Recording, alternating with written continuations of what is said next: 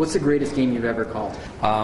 I suppose that the gold medal game recently is the best one I can recall lately. I do still have pretty good long-term memory, so I would say that there's a top 10, and included in that would be that one. Pittsburgh's championship win, that game over Detroit, Detroit's win in Pittsburgh the previous year, and then the list starts to get bigger and bigger past 10. And one of those games was played by women.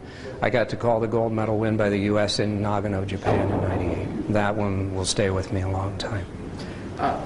Doc, when I watch you and listen to you during a game, you call it with so much passion, almost like you're a fan yourself, and I'm sure you are in many ways. But how are you able to do that night in and night out with so much passion and love for the game? Because it's fun. It's fun. And years ago, I don't know from whom I learned it, but the best thing about this job, and you probably find it the same way, when you're calling events, you get in free, you get a good seat for the game, you get to watch the best players in the world, and as time passes, if you're lucky, they send you something in the mail twice a month. It's not a bad job. Well, what did the Hall of Fame mean to you? Obviously, that was a big moment in your life in 2000. Yeah.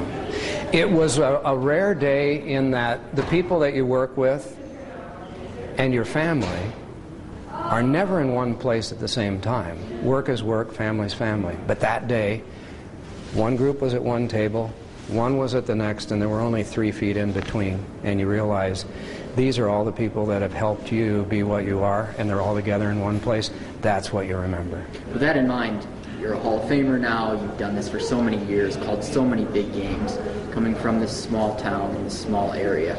Did you ever think that you would get to the point you're at today? I had dreamt of it, I'd hoped it, but no. No, because it seemed like such long odds. But if you believe in yourself, you just keep trying. And I have a stack of rejection letters with famous signatures on them back from the many years of hockey resumes that I sent out. I saved them because there were a lot of famous signatures on them. And so I even sent one to the Portland Trail Blazers thinking that was the hockey team in Portland. It wasn't. They informed me, I think you wanted hockey, we're the basketball team. How much longer do you plan on doing this? I don't know.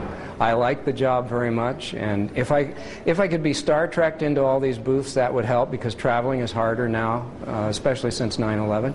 But I guess until it's not enjoyable, and right now I still like it. It's sort of a funny question. You're the president of the NHL pronunciation guide. In the NHL, it's Pat LaFontaine. Yeah. But here it's LaFountain. Which one would you say it is technically?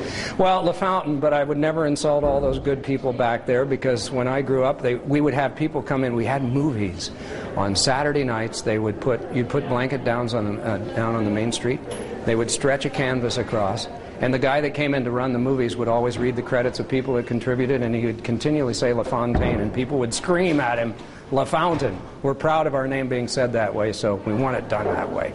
And when we used to listen to the no school announcements on WoWo, Jay Gould and Bob Seavers always said LaFountain.